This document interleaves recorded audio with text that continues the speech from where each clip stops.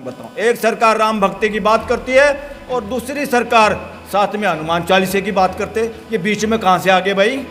ये हनुमान, हमारे बुजुर्गों के यहाँ कोई पुंजड़ वाला आदमी पैदा नहीं हुआ, पूंछ वाला, ना हमारे समय में हुआ। मेरे दादा ने बताया भाई पूंछ वाला कोई हमारे यहाँ हुआ नहीं आज तक। एक आधी बार कहीं गड़बड़ हो गया, कोई पूंछ आती होगी, वो खबर बन जाती है। ये कहाँ से किस तरह के लोगों का क्रैक है? और यहाँ का इलेक्शन कमीशन नपुंसक है, देश का बिल्कुल गिरपत में आ गया है। और इस ऐसे मतलब है दुनियादारी की सच्चाई जानने का और समझने का सबका हक है। जब हम सच्चाई के आधार पे बोलते हैं तो गहरे गहरे नत्थु प्यारे कहते हैं कि हमारी भावनाओं को, हमारी आस्थाओं को ठेस पहुंची है। ऐसी आस्थाओं को जूते मारेगा ये देश और मैं उसमें साथ हूँ। कोई आस्था ऐसी नहीं जो झूठ पे आधारित हो। तुम्हारी आस्थाओं की तब हम कदर करेंगे, उसका एविडेंस दो, उसकी सच्चाई बताओ कि इस तरह की कोई सच्चाई है। तुम सच्चाई से भागने वाले लोग। साथियों, 3-4 बातें हैं जो आज देश में पूरे चर्चा का विषय है, उन पर मैं अपनी बात रखूंगा। नंबर 1 कि ताजे ताजे बिहार में गठबंधन का बदलाव हुआ है, इस पे पूरे देश का ध्यान है, पूरे देश में ये चर्चा है। साथियों, किसी भी कीमत पर बीजेपी और आरएसएस किसी भी कीमत पर किसी भी नेता को जिसको लगता है उससे रत्ती भर का भी भला हो सकता है, किसी को डरा के और किसी को लालच दे के वो बदलना चाहते हैं, अपने खेमे में रखना चाहते हैं। मगर इस बार का election BJP versus people of India है, देश की जनता वर्सेस बीजेपी इलेक्शन है। इस देश के अंदर इस बार अपोजिशन और बीजेपी में इलेक्शन नहीं है। अपोजिशन के रूप में देश की जनता है। अपोजिशन के जो भी लोग कैंडिडेट होंगे, उनमें से जो भी अच्छा कैंडिडेट होगा, ये देश की जनता उसको जिताने का काम करेगी।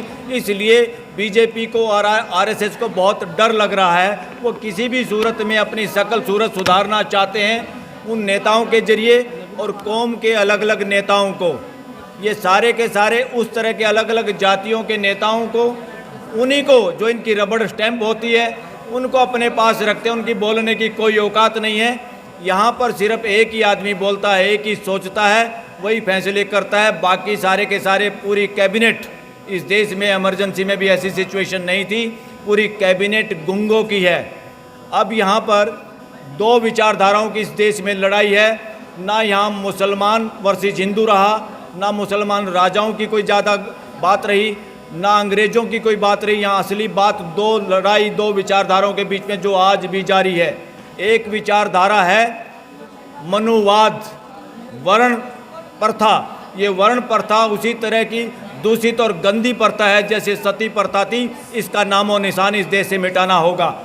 एक तरफ वो लोग हैं और दूसरी तरफ है मानवतावादी लोग, पूरे देश के सारे लोग, जिसको बहुजन समाज हम कहते हैं। ये झगड़ा था। जब इन मनुवादियों के हाथ से जुगाड़ खराब हुआ तो बाहर के आक्रांताओं को भी इन्होंने बुलाया। जब इनके हाथ से जुगाड़ कम हुआ, अंग्रेज़ों का भी इन्होंने साथ दिया। कोई विदेशी नहीं, असली अगर विदेशी इस देश के लिए हैं तो इस विचारधारा के लोग हैं जो इस देश के बहुजन समाज को मानव ही नहीं मानते, अपने जैसा मानते नहीं। इसी विचारधारा की वजह से इस देश में राम मंदिर बना है। राम मंदिर किसी भगवान का मंदिर तो वैसे कहते हैं, भगवान का मंदिर नहीं है, वो किसी राजा रामचंद्र का के नाम से जो कथा कहानियों में पढ़ते उसका मंदिर है। जो राम, अगर कोई ईश्वर अल्लाह के नाम से कोई मंदिर है तो वो ऐसा मंदिर नहीं हो सकता जिसमें टर्म एंड कंडीशन हो, कौन मूर्ति के पास जाएगा कौन नहीं जाएगा।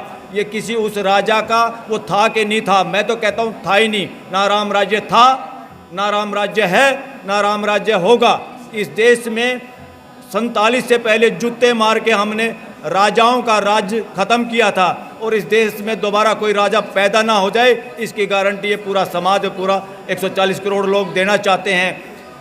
राम के नाम पे एक भ्रम फैलाया जा रहा है कि कोई ऐसा आदमी, ऐसा अवतार होगा जो बेड़ा पार करेगा आप लोगों का। कोई ऐसा आदमी होगा, वो राजा होगा, आप सारी प्रजा होगी। किसी को प्रजा होना स्वीकार है क्या? इस पूरे ब्रह्मांड में कोई राजा नाम का खागड़ नहीं है। तो ये कौन है राजा को खागड़ बनाने वाले? इनसे जागना होगा। बहुजन समाज जिस दिन ये समझ गया कि मानवता विरोधी अगर कोई है तो उस कथा कहानियाँ हैं उनको अरब महासागर में फेंकना होगा। वो किसी आस्था के खिलाफ नहीं, सच्चाई के खिलाफ हमारा संविधान सच्चाई को समझने की और शिक्षा की गारंटी देता है। वो शिक्षा की गारंटी का मतलब क्या है? शिक्षा की गारंटी का मतलब है दुनियादारी की सच्चाई जानने का और समझने का सबका हक है। जब हम सच्चाई के आधार पे बोलते हैं तो गहरे गहरे नत्थु प्यारे कहते हैं कि हमारी भावनाओं को, हमारी आस्थाओं को ठेस पहुंची है। ऐसी आस्थाओं को जूते मारेगा ये देश, और मैं उसमें साथ हूँ। कोई आस्था ऐसी नहीं जो झूठ पे आधारित हो। तुम्हारी आस्थाओं की तब हम कदर करेंगे, उसका एविडेंस दो, उसकी सच्चाई बताओ कि इस तरह की कोई सच्चाई है। तुम सच्चाई से भागने वाले लोगों और धोखेधड़ी से रचित ग्रंथों के सहारे इस देश को गुलाम बनाए रखा। इस देश की सनातनी परंपरा का अगर कोई पुरोधा था इस देश में, उसको अच्छाई की तरफ बढ़ाने वाला, वो एक था सबसे प्रमुख महात्मा बुद्ध, दूसरे नंबर पे महावीर जैन और तीसरे पे गुरु नानक जी। ये तो थे मानव को मानव के पक्ष में कि अपना दीपक खुद बनो, समझो और जियो। ये कोई किसी के कहने पे ये अवतार हो गया, फलाना हो गया, ये ढोंग नहीं चलेगा। देश में सिर्फ ढंग की बात होगी। ढोंग को जूते मारो और ढंग की बात का साथ दो। साथियों, आज ढोंग की बात का साथ देने के लिए नीतीश कुमार वहां गए हैं।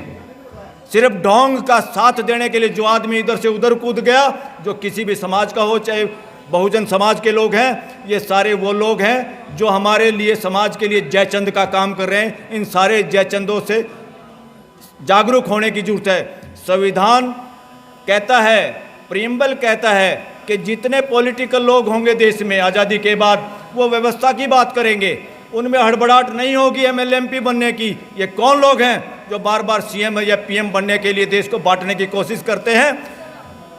पीएम भी जिस तरह की बात करता है वो असावधानिक है, और यहाँ का इलेक्शन कमीशन नपुंसक है, देश का बिल्कुल गिरपत में आ गया है। और इस ऐसे मौके पे जब सरकार निरंकुश हो, पार्लियामेंट बंधक हो और जुडिशरी स्लो हो, और जुडिशरी भी बहुत सारे सुप्रीम कोर्ट के जज और पुराने हमारे बार के एसोसिएशन के अध्यक्ष बार बार बोल चुके हैं कि सुप्रीम कोर्ट भी प्रेशर में है और चीफ जस्टिस भी कहता कुछ और है, हाथी के दांत दिखाने के कुछ और है, करने के कुछ और है। साथियों, जागरूक हो जाओ, किसी पे भरोसा करने की जरूरत नहीं। अपना दीपक आज खुद बन के महात्मा बुद्ध की तरह से खड़ा होना पड़ेगा। महात्मा बुद्ध ग्रेट थे, उन्होंने खुद कहा मेरी भी मत मानो भाई, अगर मैं कहीं गलत हूँ तो बताओ और तुम सही रास्ते पे चलो। और यहाँ ये लोग कहते हैं हमने जो कह दिया उसको मान लो, तुम्हारी ऐसी की तैसी, किसको मान ले और क्यों मान ले? जो ये कह रहे हैं ना चुपचाप मान लो, ये अपने बच्चों को तो विदेशों में पढ़ाते हैं, अपने बच्चों को साइंटिस्ट बनाते हैं, और देश के लोगों को कहते हैं चुपचाप ये मान लो, ये मान लो। एक सरकार राम भक्ति की बात करती है, 2 मिनट में बात खत्म करता हूँ। एक सरकार राम भक्ति की बात करती है और दूसरी सरकार साथ में हनुमान चालीसे की बात करते। ये बीच में कहाँ से आ गए भाई? ये हनुमान, हमारे बुजुर्गों के यहाँ कोई पुंजड़ वाला आदमी पैदा नहीं हुआ, पूंछ वाला, ना हमारे समय में हुआ। मेरे दादा ने बताया भाई पूंछ वाला कोई हमारे यहाँ हुआ नहीं आज तक। एक आधी बार कहीं गड़बड़ हो गया, कोई पूंछ आती होगी, वो खबर बन जाती है।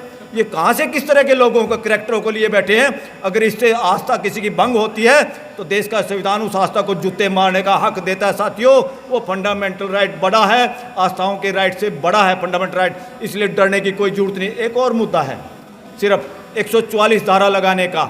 144 धारा का मिसयूज किया है लोगों ने अपनी सत्ता बरकरार रखने के लिए, अत्याचार करने के लिए। जो लोग सही बात करते हैं, आज के प्रधानमंत्री और मुख्यमंत्रियों की ड्यूटी है कि तुम राजा नहीं हो। अगर कोई हड़ताल करता है, प्रदर्शन करता है, तो ड्यूटी बनती है अपने प्रतिनिधियों को भेजो उनसे बात करने के लिए। और बड़ी बात तो ये है, जब बड़ा कोई प्रदर्शन हो देश में महत्वपूर्ण, तो सीएम और पीएम को भी वहाँ जाना चाहिए। वो महलों में बैठ के, जनता के द्वारा बनाए गए महलों में बैठ के, और बंदूकों के साए में जीने वाले लोग शासन के पोषक हैं, संविधान के विरोधी हैं। संविधान किसी को इन बंदूकों के साए में रह के और देश को डराने की इजाज़त नहीं देता। साथियों, अब धारा 44 अगर देश हित में नहीं होगी, ये देश धारा 44 को जूते मारेगा और बार बार तोड़ेगा। इसलिए डरने की कोई जरूरत नहीं, सबको अपना भय को मारो। और जब देश इकट्ठा हुआ था तभी इमरजेंसी में नेता छूटे थे।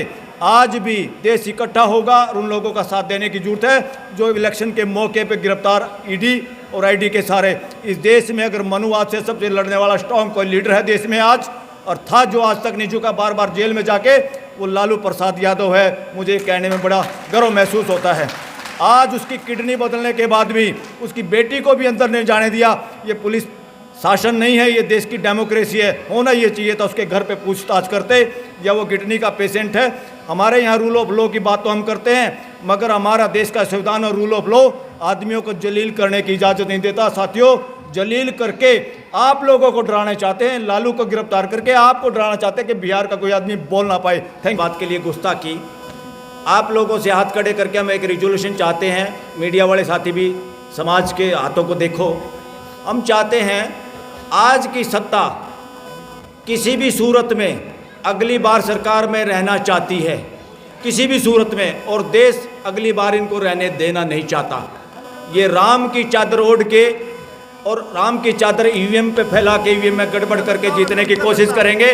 आप लोग हाथ खड़े करके विरोध करो। ईवीएम हटाओ, देश बचाओ। ईवीएम हटाओ, देश बचाओ।